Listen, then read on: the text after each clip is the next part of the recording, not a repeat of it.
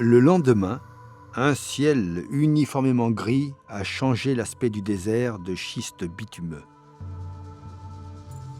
Le sable brun et les amas de pierres noires se sont unifiés en une surface lugubre.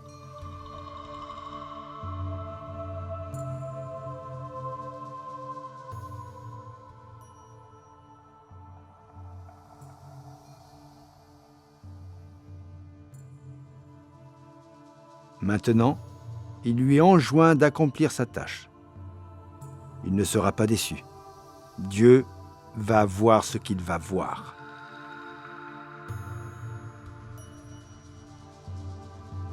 Cependant, prudence. D'abord, il ne doit absorber qu'un peu de liquide, juste ce qu'il faut pour sentir à nouveau le sang circuler dans ses veines. Cela fait, Saad rebouche soigneusement la gourde, la place dans la sacoche devenue maintenant son seul vêtement. Et puis stupeur. À quelques mètres devant lui, il découvre le squelette du cheval.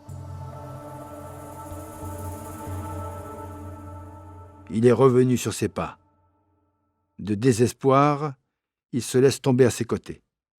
Allongé dans la caillasse, le regard abandonné dans le ciel nuageux, il murmure « Le shérif Hussein, c'est un bouc. Je le tuerai. Il ira en enfer. » Un gros nuage noir bouge et le soleil réapparaît, aveuglant. Un rayon puissant illumine son visage. Pour Saad, aucun doute. Cette fois, il va mourir pour de bon. Ses yeux fixent sereinement le soleil en face. Il articule à peine. « Je ne le vois pas. Lui me voit. Il est plus grand. Je vais mourir. » Ses yeux s'embuent de larmes. En dépit de la souffrance, il se force à les garder grands ouverts. Ce n'est pas une nouvelle fantasmagorie. Un grain de lumière brille très loin et grandit d'un coup. Dans son crâne résonne la voix de Salem. « Quand tu meurs, tu vois sa lumière. Au début de toute chose est sa lumière. » Qu'est-ce qu'il dit ? Il dit que Dieu est grand. Ça m'étonnerait. Traduit mieux. Il dit certainement « Dieu est plus grand ». Nuance, fait la voix du grand Phénicien. L'image de Saad se trouve emprisonnée à l'intérieur d'une paire de jumelles de couleur jaune sable. La meilleure du monde, spéciale pour les artilleurs. Une Hensoldt Wetzlar allemande. Dans l'oculaire, Edwin l'anglais espionne l'enfant. Il lit sur ses lèvres. Oui, c'est ça. Dieu est plus grand. Saad, rendu aveugle, l'esprit ailleurs, ne voit pas ses visiteurs. Le grand Phénicien est à 500 mètres, entouré de son pilote, de Pharaon et Adamar. Derrière eux, la nacelle en rotin d'un aérostat, à laquelle sont arrimées des bonbonnes d'hydrogène, est posée au sol. L'appareil utilisé pour des missions de reconnaissance militaire est capable d'embarquer 5 personnes. Le ballon cylindrique, constitué d'une ossature en bois, est à terre. Dans les jumelles, Saad a toujours le regard fixé sur le soleil, et Edwin lit sur ses lèvres. Il dit « Je ne veux pas aller en enfer. » Il est mûr, fait la voix mélodieuse. Allez-y. Alors que le groupe s'apprête à aller récupérer Saad, Edwin désigne quelque chose derrière l'enfant. Son optique balaye une chaîne de rochers pour découvrir 1, 2, puis 5 bédouins, vêtus de noir et armés. Leurs intentions sont visiblement loin d'être bienveillantes. Ils cherchent à s'emparer de l'enfant. « Qui est-ce » fait le grand Phénicien à voix basse. « Des Kharidjites, monsieur. Un clan nommé Karwarij. » Il serait fâcheux d'intervenir contre des partenaires. Le grand Phénicien réfléchit. Il doit prendre une décision rapidement. Saad est encore sous l'émotion de sa vision céleste, mais un son lui fait tourner la tête.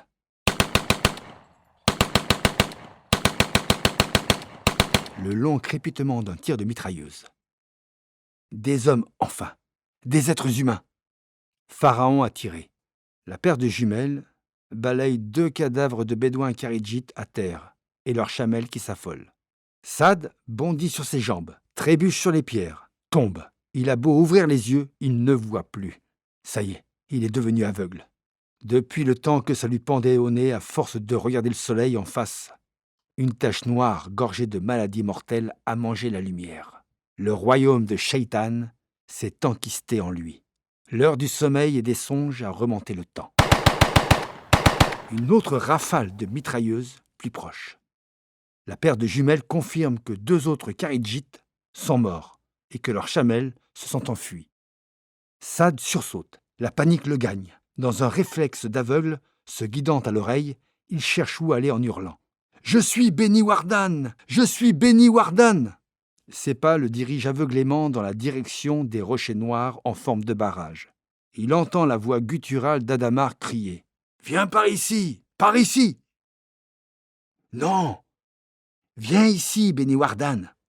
fait une autre voix opposée. La paire de jumelles cherche encore une proie et la trouve. Le dernier bédouin vivant est leur chef, l'homme de haute taille vêtu de noir. Bien que blessé, il va bientôt atteindre l'enfant. Pharaon n'a pas le temps d'ajuster le viseur de son arme que l'homme se cache derrière un rocher. L'enfant blond est en train de tituber vers son agresseur. Quand il arrive à sa portée, l'homme quitte le rocher et se jette sur lui. Aveugle, inconscient du danger, Saad ne voit pas le poignard levé sur lui. Une rafale frappe le bédouin. Saad, passé à 2 doigts de la mort sans avoir rien compris, se penche sur l'homme étendu à ses pieds, qui pousse un dernier râle. « Hé, je suis le fils de Salem. Qui es-tu » La terreur s'inscrit sur le visage du mourant. Il voudrait se redresser pour saisir l'enfant, mais il n'en a plus la force et s'effondre en murmurant « Shaitan ». « Maître, il ne voit rien » fait la voix d'Edwin l'anglais. « On dirait qu'il est aveugle. »« Aveugle ? Aveugle, tu dis ?» Le grand Phénicien se saisit des jumelles. Dans l'oculaire, l'enfant titube sans savoir où aller, ses bras tendus en avant. « Mais oui, il est aveugle. Qu'est-ce qu'il a encore inventé, cet huluberlu ? Décidément, il est vraiment fou. Faites-le venir. » La voix gutturale d'Adamar hurle à l'intention de Saad. « Approche, Béni Wardan !» Instinctivement, dans un réflexe d'aveugle, Saad tourne la tête dans cette direction. Troublé, il court vers les hommes du grand Phénicien.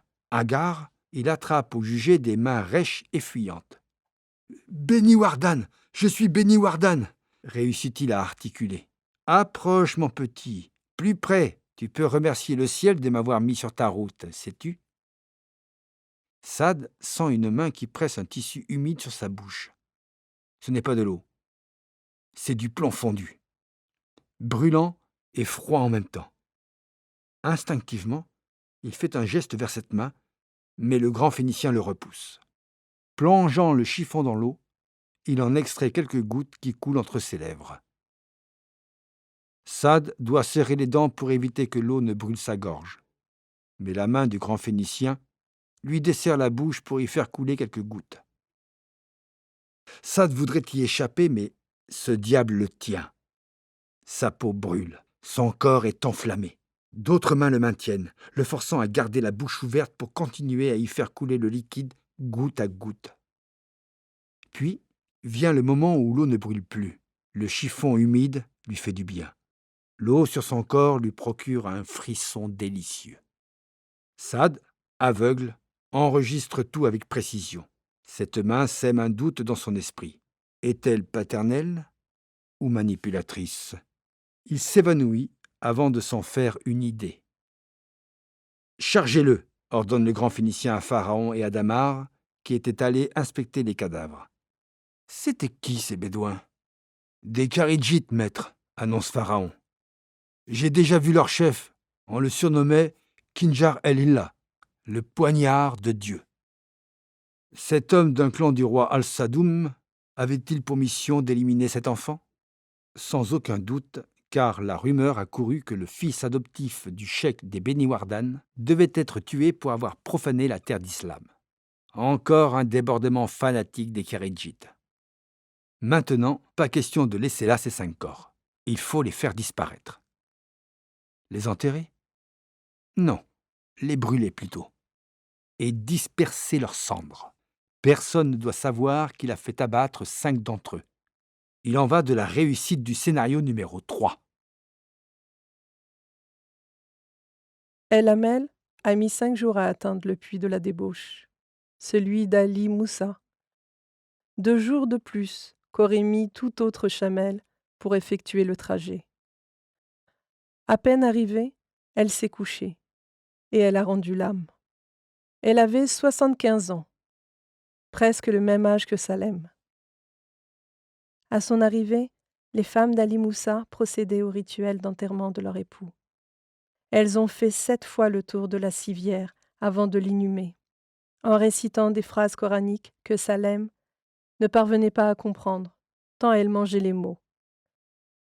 Après quoi, elles l'ont aidé à enterrer la vénérable El Hamel. Ensuite, elles ont donné à Salem leur unique dromadaire, un mâle nommé Al-Mitik, ce qui signifie le raisonneur, car il lui arrive de déblatérer longuement comme s'il tenait un discours. Vénérable Cheikh Salem, pour l'amour de Dieu, partout où tu vas, dis que la place est libre ici pour un homme pas trop vieux.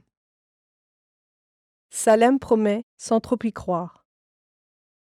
Le raisonneur laisse le désert noir sur sa droite pour prendre la route de la ville sainte. Le lendemain du passage de Salem, 5 chamels arrivent au puits d'Ali Moussa. Est-ce une rétribution de Dieu qui donne 5 pour 1? Ça se discute. À la marque au fer qu'elles portent aux fessiers, les femmes reconnaissent des montures appartenant à des kharéjites. Allez chercher le fer, le ciseau et un couteau, ordonne la doyenne. Elles vont manger la viande de l'une et effacer proprement les marques des autres.